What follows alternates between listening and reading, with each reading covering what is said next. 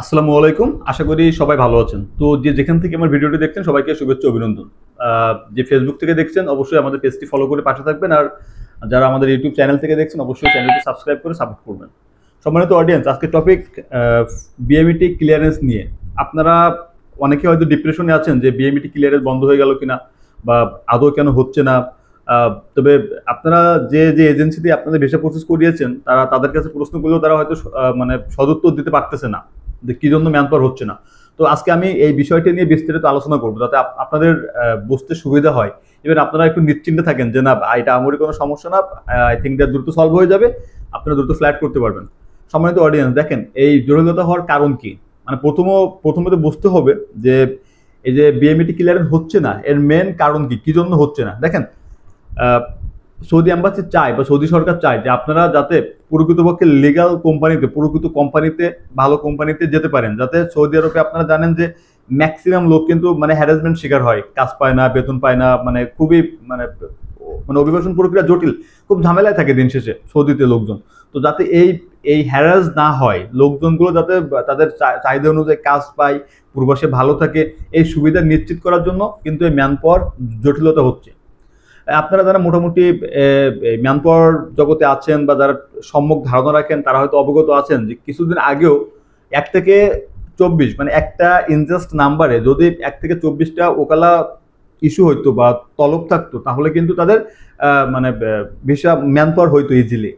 আর এখন নিয়ম করছে 1 থেকে 5, মানে একটা ইনজাস্ট নাম্বারের উপরে যদি 1 থেকে 5 এর ভিতরে 2, 3, 4 এর 5 এরকম যদি 1 থেকে 5টা মানে 5-এর ভিতরে তলব থাকে একটা ইনজাস্ট নাম্বারে তাহলে কিন্তু তাদের ম্যান পাওয়ার ইজিলি হচ্ছে। আর যদি 5-এর অধিক হয় তাহলে কিন্তু একটু বিলম্ব হচ্ছে। এখানে সত্যায়িত কপি লাগবে, এম্বাসি অনেক যাচাই বাছাই করবে, তারপর আপনি ম্যান পাওয়ার করতে পারবেন। আর দেখেন, আপনারা যারা আমিন মঞ্জুর বা ডোমেস্টিক ওয়ার্কার হিসেবে যাচ্ছেন বা ডোমেস্টিক এর ভিসা পেয়েছেন তারা কিন্তু এই ঝামেলা পোহাতে হবে না। কারণ আমিল মঞ্জিল মানে যারা ডোমেস্টিক ওয়ার্কারে যাচ্ছেন, ডোমেস্টিক ভিসা পেয়েছেন তারা কিন্তু মানে জমা দেওয়ার সাথে সাথেই ম্যান পাওয়ার পাচ্ছেন খুব ইজিলি। বাট যাদের আমিল আইডি ভিসা আছে তারা কিন্তু পাচ্ছেন না, একটু ঝামেলা হচ্ছে। এই ঝামেলার মেন কারণ এই সমস্যার জন্য যে এম্বাসি যাচাই বাছাই করতেছে যে প্রকৃত কোম্পানি কিনা, যাতে মানুষ ওখানে গিয়ে হ্যারাসমেন্ট শেখানো হয়। এটাই সিদ্ধান্তটা আসলে আপনাদের ভালোর জন্যই। তো মোটামুটি যারা যেখান থেকে ভিডিওটি দেখছেন অবশ্যই থাকেন যে ম্যান পাওয়ার জটিলতা এটা সাময়িক সময়ের জন্য। আই হোপ আগামী মাসের শুরু থেকেই মানে হয়তো আগামীকালকে থেকেই এটা খুব রানিং ভাবে চালু হয়ে যাবে এবং ম্যান পাওয়ার পাবেন। আর সবচেয়ে বড় কথা ওই লিভ ইনে সোসাইটি, ওই লিভ ইনে বাংলাদেশে সবই সম্ভব। আপনারা যাদের এজেন্সির সাথে কথা বলুন, যাদের কন্টাকে একটু টাকা বেশি দিয়ে হইলেও কন্টাকে ম্যান পাওয়ার করায় আপনাদের ফ্লাইট দিতে পারে। কারণ অনেকে দেখা যাচ্ছে ভিসার মেয়াদ শেষ হয়ে যাচ্ছে, ফ্লাইট হচ্ছে না ম্যান পাওয়ারের জন্য। তো এরকম যাদের আছে তারা কিন্তু এজেন্সির সাথে কন্ট্যাক্ট করে কিছু টাকা বেশি দিয়ে কন্টাকে ম্যান পাওয়ার করে ফ্লাইট করতে পারেন, সমস্যা নাই। আর সর্বোপরি ধৈর্যের বিকল্প কিছু নেই, আপনারা ধৈর্য ধরুন। আই হোপ খুব শীঘ্রই এই সমস্যা সলভ হয়ে যাবে, কারণ প্রত্যেকটা সমস্যার সমাধান আছে। তো যারা মানে ভিসার মানে ফ্লাইটের জন্য অপেক্ষা করছেন তাদের প্রতি রিকোয়েস্ট, আপনারা এক্সাইটেড হবেন না, আপনারা ধৈর্য ধরুন আর আপনাদের স্ব এজেন্সির সাথে কন্টিনিউ যোগাযোগ রাখুন। তো মোটামুটি মানে ডোমেস্টিক ওয়ার্কারে যারা যাচ্ছে তাদের কিন্তু আমি একটা ডকুমেন্ট দেখাচ্ছি, এই দেখেন যারা ডোমেস্টিক মানে আমেল মঞ্জিল ভিসা যাবে তাদের কিন্তু ম্যান পাওয়ার ইজিলি হয়ে যাচ্ছে।